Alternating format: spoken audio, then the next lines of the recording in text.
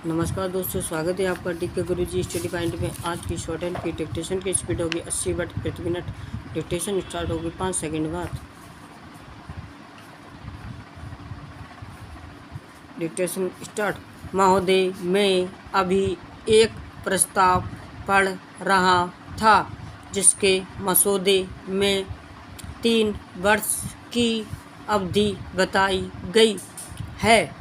किसी विशेष अवधि में मेरी दिलचस्पी नहीं और कुछ समय से मेरे मन में दीर्घकालीन उद्देश्यों की बात सिवाय एक आदर्शवादी रूप में उठी ही नहीं है। मैं अपने लिए कुछ दिन या कुछ सप्ताह आगे का कार्यक्रम नहीं बना सकता।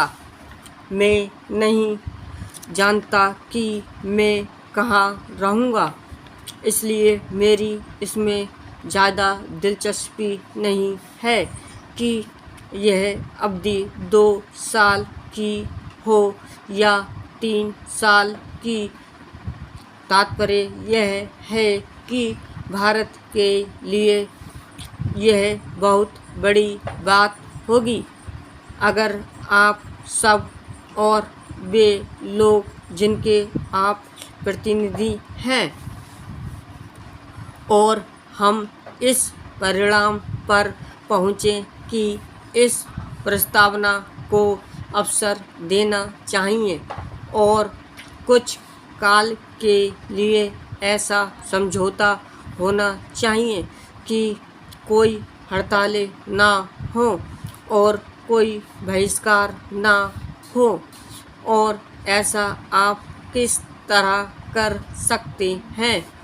स्पष्ट है कि जब तक कि कोई ऐसी संस्था या संगठन ना हो जो कि झगड़ों का संबंधित लोगों के लिए संतोषप्रद या कमोबेश संतोषप्रद निपटारा कर सके, तब तक यह आशा रखनी बहुत कठिन है, क्योंकि जब 2 पक्षों में झगड़ा हो तो 100% तो किसी को संतोष नहीं हो पाता।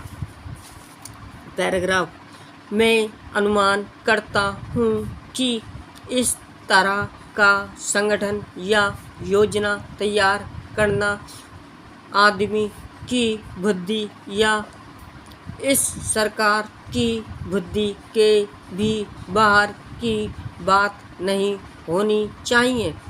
जब भी ऐसी योजनाएं प्रस्तुत होती हैं तो यह एक आश्चर्यजनक बात है कि दोनों तरफ से आपत्तियां की जाती हैं। अभी उस दिन मैं कोलकाता में था। वहाँ एसोसिएटेड चैम्बर्स ऑफ कॉमर्स के सभापति श्रोताओं से बार बार कहते रहे कि सरकार को किसी प्रकार से बीच में पड़ना या हस्तक्षेप नहीं करना चाहिए। उन्होंने समझा कि अगर सरकार अलग खड़ी रही तो उद्योग की उन्नति होगी। मुझे यह सुनकर बहुत कुतूहल हुआ, क्योंकि मैंने समझा रखा था कि विशेष दृष्टिकोण अब धरती से उठ गया है, लेकिन कोलकाता में यह अब भी मौजूद है। कम से कम श्रमिक वर्ग सरकार का हस्तक्षेप साफ साफ चाहता है।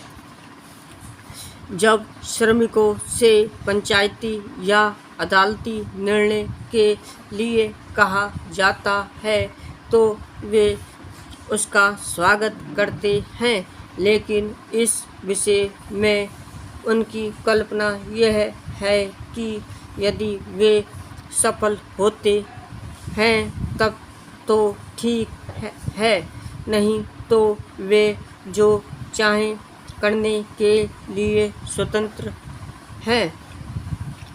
Full stop. अगर आपको डिक्टेशन पसंद आई हो तो सब्सक्राइब और लाइक करिए। धन्यवाद।